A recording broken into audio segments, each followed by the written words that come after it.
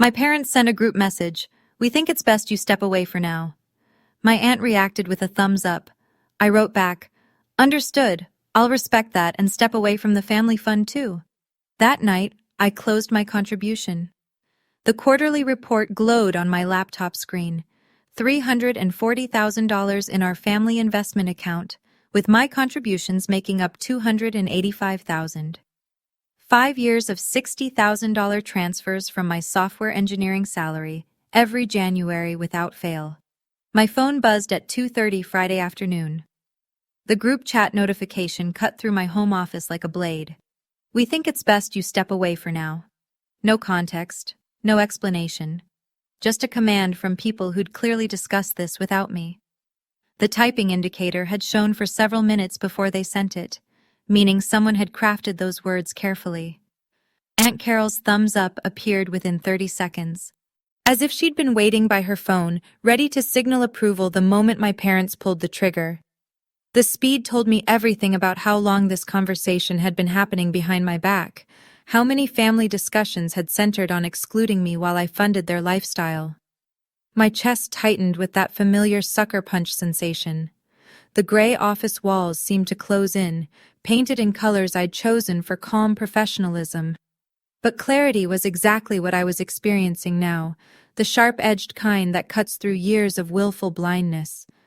I didn't ask why, didn't beg for explanations. Instead, I typed back with measured precision. Understood. I'll respect that, and step away from the family fund too. The silence that followed screamed louder than any argument. That night, I logged into our Chase business account. The familiar interface displayed our joint investment portfolio like a monument to family cooperation. I navigated to contribution settings where my automatic transfers had run like clockwork for 5 years. The cancellation process required 3 confirmations, each click feeling like a small earthquake in their world. In 24 hours, I would know exactly what they were hiding, and they would learn exactly what it cost to cut me out. Emily's call came at 6:47 a.m., her voice carrying that edge of desperation from staring at bank statements that don't add up. She wanted to know what I'd done, why the account showed a pending withdrawal, whether this was some mistake that could be fixed with clicks and apologies. Our family investment account wasn't casual savings. It was a structured joint venture I'd helped establish when Dad approached me with his vision of building generational wealth through property investments. The account required $75,000 minimum balance for premium rates that made our real estate ventures profitable. My $60,000 annual contributions were the steady heartbeat keeping that balance healthy. The mathematics were stark. Over 5 years, I'd contributed $300,000 from 60-hour work weeks, skipped vacations, modest living while my income climbed toward 6 figures. Emily had contributed $35,000 total from marketing bonuses. Mom and Dad added Social Security and pension, about $15,000 annually. The account wasn't just funded by me, it was essentially me. Those contributions weren't sitting idle. We'd used the fund for down payments on 2 rental properties downtown, and we were 3 days from closing on a commercial investment Dad had researched for months. The Morrison property required $80,000 by Tuesday, and our commercial commitment locked us into $150,000 with a $20,000 penalty clause. My phone rang constantly. Emily called 6 times, letting each go to voicemail as her messages became increasingly frantic. Dad called 8 times, his voice progressing from confused to panicked as he calculated our outstanding commitments. Mom's text at 9:15 bled anxiety through the screen. "Gwen, what did you do? The bank is calling about the Morrison property." The exclamation point felt accusatory, as if my response to exclusion was more shocking than their decision to exclude me. The realization hit like cold water. They hadn't just thought my contributions were committed long-term, they'd been counting on them, building their entire strategy around the assumption I'd continue pouring earnings into their vision, regardless of treatment. The Morrison deal, commercial space, monthly expenses on existing properties, everything depended on cash flow they'd taken for granted while deciding I wasn't worthy of inclusion. My withdrawal triggered a cascade of financial dominoes. The account balance dropped below minimum threshold, triggering margin calls. The commercial deadline approached with no way to meet commitment. Emily's condo, which I'd co-signed, was at risk if our credit rating took hits from breached contracts. Dad's voice message at 10:30 carried the weight of watching his financial house of cards collapse. "Gwen, I don't know what we did wrong, but please, the Morrison deal falls through. We lose everything we've worked for." The irony wasn't lost. Everything we'd worked for, when the work had primarily been mine. The inheritance had lurked beneath our family dynamics for 3 months, since Grandma passed in February. She'd left $800,000 in carefully managed portfolios, Depression-era frugality grown over decades. Probate was scheduled to conclude next month, requiring a family consensus statement among her 3 granddaughters about implementing her wishes. I'd assumed consensus would be straightforward. Grandma's will specified equal division among granddaughters, myself, Emily, and Jessica, Carol's daughter. $267,000 each after fees, enough to change lives, pay debts, fund dreams. But family assumptions were built on quicksand. Hacking our group chat history revealed 2 weeks of conversations without me, messages painting manipulation and financial desperation I'd been too trusting to see. The logs were time-stamped and brutal, showing exactly when my family decided my financial success disqualified me from needing inheritance. Carol's foreclosure crisis catalyzed everything. Her split-level ranch was 45 days from sheriff's sale. Her gambling problem, whispered about for years, had reached inevitable conclusion. She needed immediate cash, not patient probate waits, and my inheritance represented salvation if redirected her way. Emily's situation was equally desperate, though hidden better. Student loans from her master's, maxed credit cards maintaining lifestyle her marketing salary couldn't support, BMW lease eating 1/4 of monthly income. She owed $95,000 across creditors, minimum payments approaching take-home pay. Inheritance wasn't want, it was survival, difference between bankruptcy and breathing room. Chat logs revealed their strategy with uncomfortable precision. They'd built the case that I didn't need money, that my software engineering salary of $140,000 annually made me wealthy enough to forfeit my share for relatives facing crisis. Why should someone financially stable take money from relatives facing foreclosure and debt? The real genius lay in timing. By excluding me until after reaching consensus, they could present unified fronts to probate court. My objections would look selfish, claims motivated by greed rather than principle. The court would see responsible daughters stepping aside to help struggling family, not manipulation victims. My parents, caught between love for me and guilt over Carol's and Emily's situations, were easiest to manipulate. Carol convinced them that helping me succeed meant they owed Emily, who'd struggled more, achieved less, needed more assistance. Guilt was a weapon wielded with surgical precision. Sunday's family meeting was still happening. I'd received the group text invitation, clearly formality rather than genuine participation request. 2:00 at Mom and Dad's house, same dining room where we'd celebrated holidays, announced promotions, cried over breakups. But this time, I'd control the agenda, armed with financial statements and chat logs and clarity from betrayal. Sunday afternoon brought unseasonable warmth through neighborhoods where sprinklers ran early, spring flowers blooming in gardens that'd probably face another frost. Everything looked normal while underneath, our family came apart like a sweater with pulled threads. I arrived exactly at 2, carrying printed financial statements and legal pad notes from Saturday preparation. The dining room table was set with Mom's good china, as if celebration rather than confrontation, coffee cake smell filling the house with false normalcy. Emily sat fidgeting with her phone while Carol positioned herself at table head like chairing board meetings, instead of participating in manipulation. "Let's talk about why you needed me gone before discussing Grandma's money," I said, spreading documents with deliberate precision.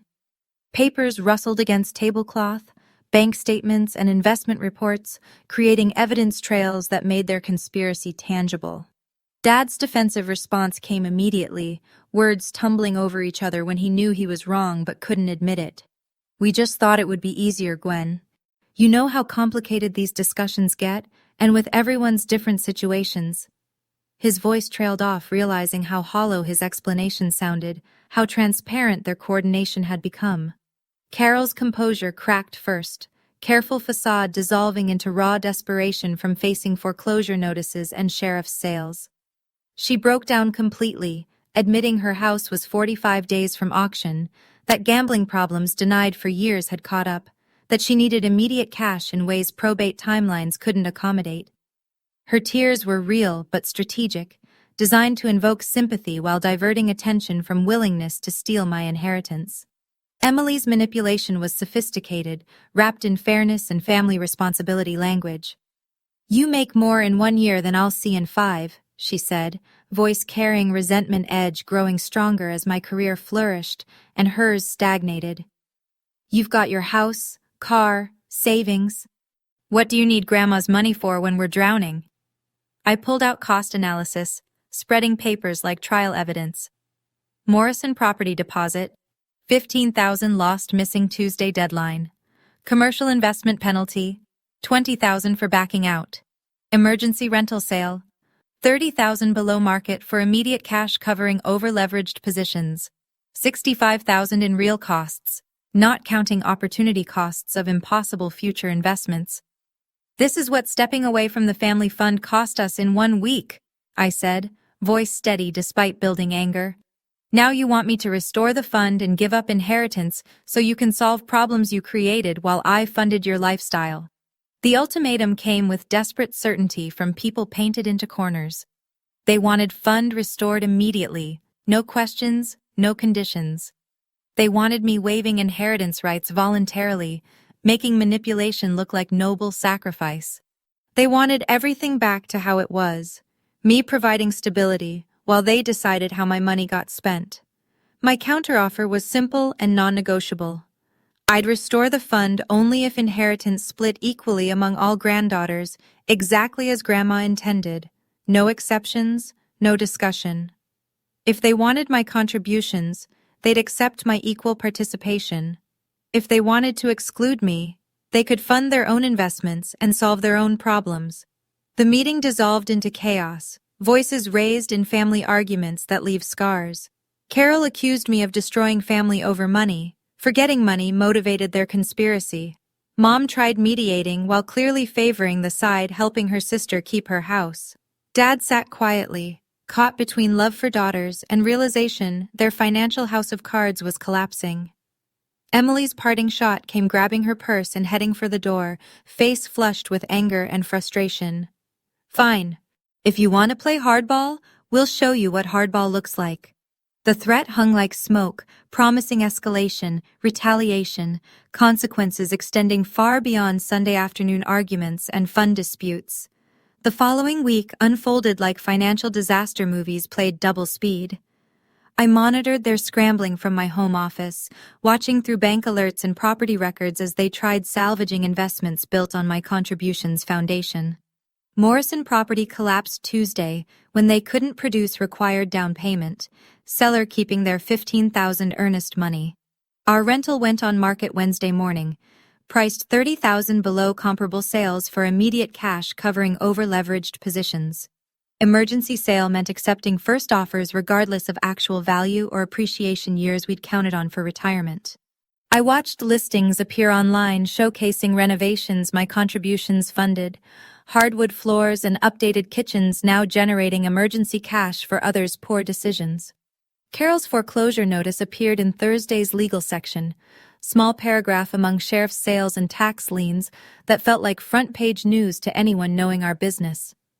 Her twice refinanced house was officially scheduled for auction, gambling problem finally receiving public acknowledgement she'd avoided through years of denial and family manipulation. Emily's credit crisis broke Friday when she maxed remaining cards and couldn't make minimum payments on debts growing faster than ability to service them. Her calls increased in frequency and desperation, voicemails progressing from anger to pleading as she realized my withdrawal triggered consequences far beyond our family account.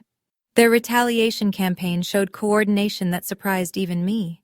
Someone contacted my HR department, claiming family emergency affecting work performance and requesting employee assistance program information. The call was designed planting doubt seeds about professional stability, creating paper trails useful if they challenged my competence in legal proceedings. Extended family pressure was sophisticated. Carol systematically calling cousins, uncles, and friends to paint me as selfish daughter abandoning struggling relatives during need. She was careful with language, never saying I refused help, just expressing disappointment I'd chosen money over family during crisis. Gossip networks became weapons, spreading crafted versions casting me as villain. I documented every manipulation attempt, screenshot threatening messages, recording voicemails containing implicit threats about reputation and career.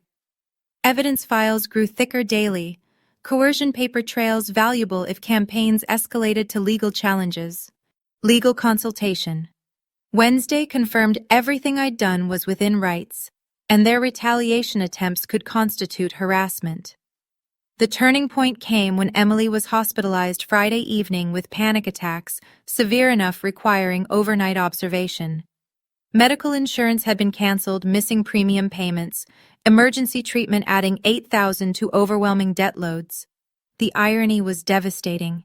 Financial crisis created medical expenses worsening financial crisis, spirals avoidable if she'd focused on solutions instead of schemes. Mom called Saturday morning with desperation from watching children destroy themselves over money not even distributed yet. She wanted me knowing Emily was struggling, Carol losing her house, family falling apart over conflicts resolvable if everyone would just be reasonable. But reasonable in her definition meant accepting their manipulation as justified by circumstances. The certified letter arrived Monday morning, bearing probate court seals and official language making stomachs drop even when expected. Someone filed motions to expedite inheritance hearings, claiming family circumstances required immediate estate distribution resolution. Motions were scheduled for next week review, and I wasn't the filer. Probate courthouse smelled like floor wax and old wood, institutional odors reminding everyone legal proceedings were serious business in serious places. I sat front row with estate attorney Rachel Morrison, whose reputation handling complicated family disputes cost $5,000 in retainer fees, but provided invaluable inheritance law expertise. 10 a.m. Wednesday hearing filled the courtroom with extended family apparently taking work time off, witnessing our public-private grievance airing. Emily's petition claimed I'd abandoned family responsibilities and should forfeit inheritance rights under family abandonment doctrine. The legal theory was creative if baseless. Built on arguments, my investment account withdrawal demonstrated fundamental family obligation rejection, disqualifying me from family asset benefits. Her recent law graduate lawyer presented bank records showing withdrawal and family testimony about my crisis help refusal. My legal preparation was thorough and methodical, 5 years of financial records telling different stories about responsibilities and abandonment. Rachel presented documentation of my $300,000 in family investment contributions, Emily's condo co-signature, consistent financial support patterns, enabling everyone else's lifestyle choices. Evidence was overwhelming and undeniable. Numbers that couldn't be manipulated, supporting their narratives. Carol's testimony backfired spectacularly when Rachel's cross-examination revealed gambling problem extent and financial manipulation timelines. Under oath, she admitted losing $60,000 at casinos in previous years, refinancing houses twice covering gambling debts, coordinating family campaigns excluding me from inheritance discussions. Her desperation was evident, but so was willingness sacrificing my rights solving problems she'd created through irresponsible choices. Emily's witness stand breakdown was genuinely heartbreaking, tears and obvious distress creating sympathy, even as testimony revealed financial manipulation depths she'd attempted. She admitted maxing credit cards based on anticipated inheritance money, coordinating with Carol presenting unified fronts against me, filing petitions hoping to force quick resolutions giving her cash access before creditor wage garnishing. Judge Patricia Williams listened to 6 hours of testimony with professional patience from years presiding over family disputes, revealing human nature's worst aspects. Her preliminary ruling was delivered with crisp efficiency, leaving no appeal or misinterpretation room. Inheritance would be divided equally among all granddaughters, exactly as original wills specified, legal fees paid from estates rather than individual accounts. But legal battle financial costs mounted for everyone involved. Legal fees exceeded $5,000 per party from depleted savings and emergency credit lines.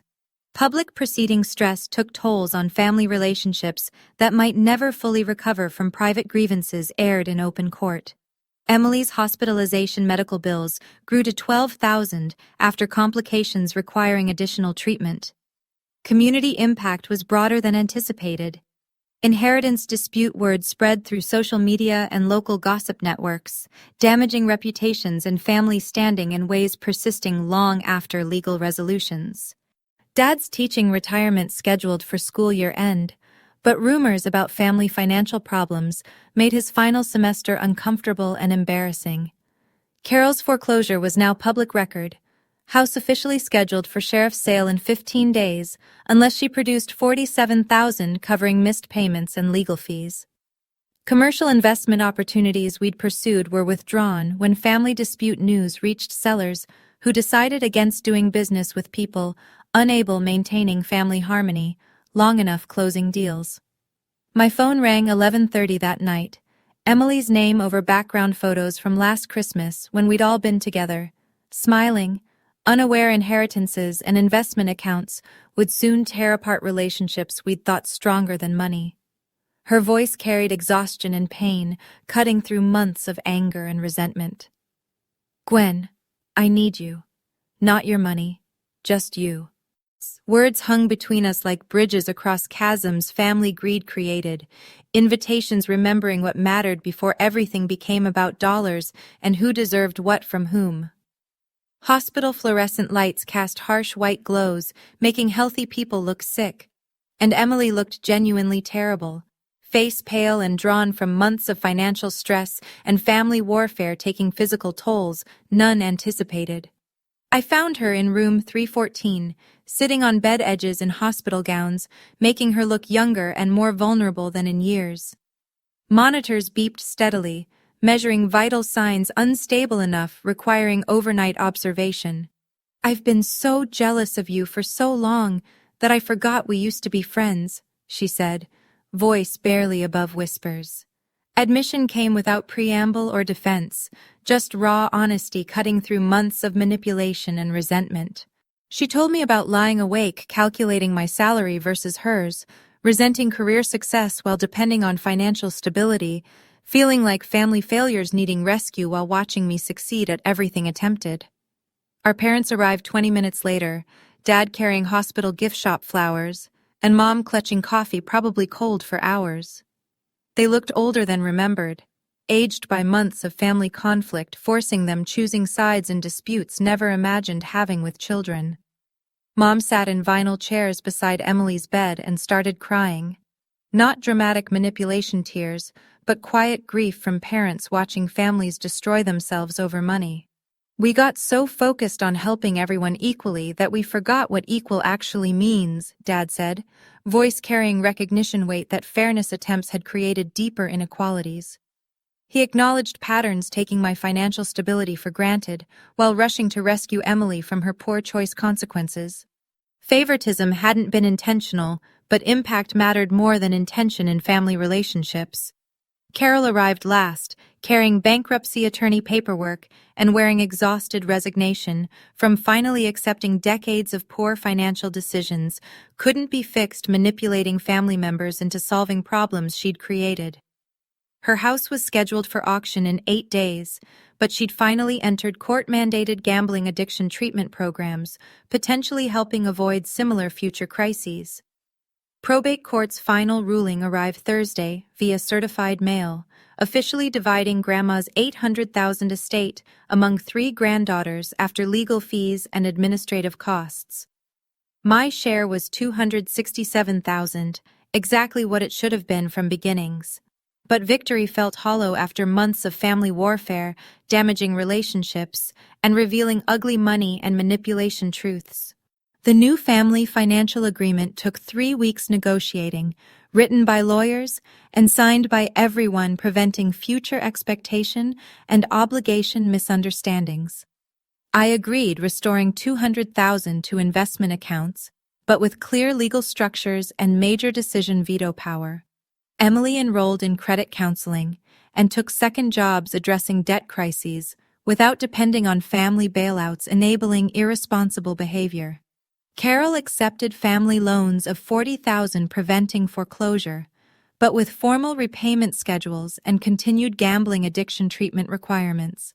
Loans came from my inheritance money, but as business transactions rather than gifts, with legal protections for both parties and clear default consequences. Her house was saved, but financial independence was contingent on addressing underlying problems creating crises. Healing processes took longer than legal resolutions, family dinners that were awkward, and conversations carefully avoiding topics potentially triggering renewed conflicts. But slowly, carefully, we began rebuilding relationships based on mutual respect rather than financial dependency. Emily's engagement party 6 months later was paid for with her own savings, celebrating growing financial stability and personal responsibility. Carol made first loan payments on schedule and celebrated 6 months gambling sobriety, with quiet pride more valuable than casino jackpots. Mom and Dad started retirement planning, not depending on children's financial contributions. Acknowledging independence was healthier for everyone involved. Our investment portfolio was smaller but more stable, built on equal contributions and transparent decision-making.